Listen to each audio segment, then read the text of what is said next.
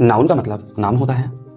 Categorisation का मतलब वर्गों में बांटने की प्रक्रिया ही कैटेगराइजेशन कहलाती है। ध्यान दीजिएगा, वर्गों किस प्रकार बना है। सर कैटेगरी का मतलब होता है वर्ग या श्रेणी। सर कैटेगरी से ही कैटेगराइजेशन शब्द का निर्माण हुआ है। पिछली क्लास में हमने अफिक्सेस के बारे में पढ़ा था। सर अफिक्सेस क्या होते हैं? सर शब्द फिक्स होंगे, आप मूल शब्द के साथ आगे जोड़ सकते हैं और पीछे जोड़ सकते हैं। हम यहाँ चेक करते हैं सर मूल शब्द क्या है। तो ध्यान दीजिएगा, कैटेगरी हमारा मूल शब्द है और मूल शब्द के साथ शब्द जुड़े हैं। आइए चेक करते हैं। यहाँ देखिए आर के बाद वाई होना चाहिए, आई हो गया। तो ध्यान दीजिएगा, शब्द सफिक्स हुए हैं, सफिक्स हुए हैं। अब आई क्यों हुआ है? सर इंग्लिश ग्रामर में नियम है, जब शब्द आपको बोलने में अच्छे ना लगते हो तो आप इंग्लिश ग्रामर के नियम अनुसार शब्दों को चेंज कर सकते हैं। ठीक है, आइए और चलते हैं। सर यहाँ लिखा एशन। एशन sir abstract noun. Abstract noun sir abstract का मतलब होता है भाव, जिसे किया जाता है महसूस, महसूस करने वाले नाम। तो यहाँ एशन एब्स्ट्रैक्ट नाउन का चिन्ह है, तो हमको लास्ट में एब्स्ट्रैक्ट नाउन की तरह सोचना पड़ेगा। कहने का मतलब है जहाँ मूल शब्द के साथ शब्द जो सफिक्स होते हैं, हमको मूल शब्द के साथ उसी हिसाब से सोचना पड़ेगा। तो आइए हम एब्स्ट्रैक्ट नाउन की तरह सोचते हैं। ध्यान दीजिएगा, यहाँ लिखा है मैस्कुलिन।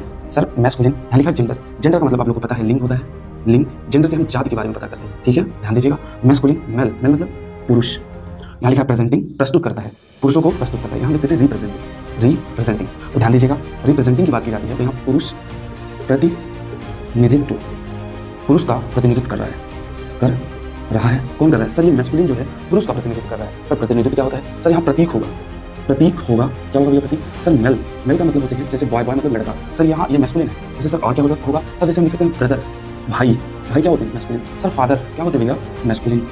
सर हस्बैंड क्या होता है भैया? मैस्कुलिन। कहने का मतलब है, ध्यान दीजिएगा, यहाँ जो रिप्रेजेंटिंग प्रतिनिधित्व किसकी हो रही है मैस्कुलिन में, किसकी हो रही है भैया? पुरुषों की। तो ये हमको यहाँ तक हमको मिलेगा, ये हमको महसूस करना है। अब हम महसूस करते हुए कितने शब्दों को बना सकते हैं। ध्यान दीजिएगा, आगे चलते हैं। सर यहाँ लिखा फेमिनिन, जेंडर सेम काम, लिंग या जाति के बारे में बताता है। सर फेमिनिन की बात होगी, यहाँ सर फीमेल, फीमेल का मतलब सर स्त्री या महिला।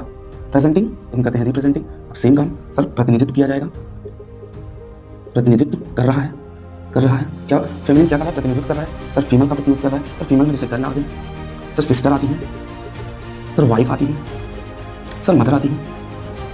कहने का मतलब है आप इस प्रकार महिलाओं को दर्शा सकते हैं। और जो महिला होंगी यहाँ ये फेमिनिन के द्वारा बताया जाएगा। फेमिनिन जेंडर महिला को प्रदर्शित करता है और मैस्कुलिन जेंडर पुरुषों को प्रतिनिधित्व या प्रस्तुत करता है। ठीक है, यहाँ देखिएगा सर न्यूट्रल। न्यूट्रल कहने का मतलब है जो पुरुष और महिला जो प्रयोग करते हैं उनको न्यूट्रल बोलते हैं। न्यूट्रल क्या होगा? सर निर्जीव, निर्जीव। सर निर्जीव क्या कहने का मतलब है जो वस्तु प्रयोग करते हैं या हम लोग के काम में जो लगता है उनको हम बोलते हैं निर्जीव। ऑब्जेक्ट, ऑब्जेक्ट का मतलब होता है वस्तु। यहाँ प्रेजेंटिंग है, आप रिप्रेजेंटिंग कर दीजिए। सर रिप्रेजेंटिंग करेंगे। ध्यान दीजिएगा, अब कहने का मतलब है यहाँ देखिएगा न्यूट्रल जेंडर कहने का कोई सेंस नहीं है क्योंकि इनका जेंडर नहीं होता है। तो ये neutral sir non living thing होंगे, वस्तु होंगे। जैसे कौन से वस्तु होंगे? सर यहाँ इसकी प्रतिनिधित्व की जाएगी, जैसे सर बुक, पेन। ठीक है, बुक, पेन, मार्क। आप कहने का मतलब है बहुत सारे थिंग लिख सकते हैं। उम्मीद करते हैं आपको वीडियो समझ में आया है और ऐसे वीडियो को देखने के लिए आप ज़्यादा से ज़्यादा शेयर कीजिएगा। यहाँ ध्यान दीजिएगा, एक एक चीज़ को आप महसूस कीजिएगा, काफ़ी इंपॉर्टेंट है। ठीक है, थैंक यू।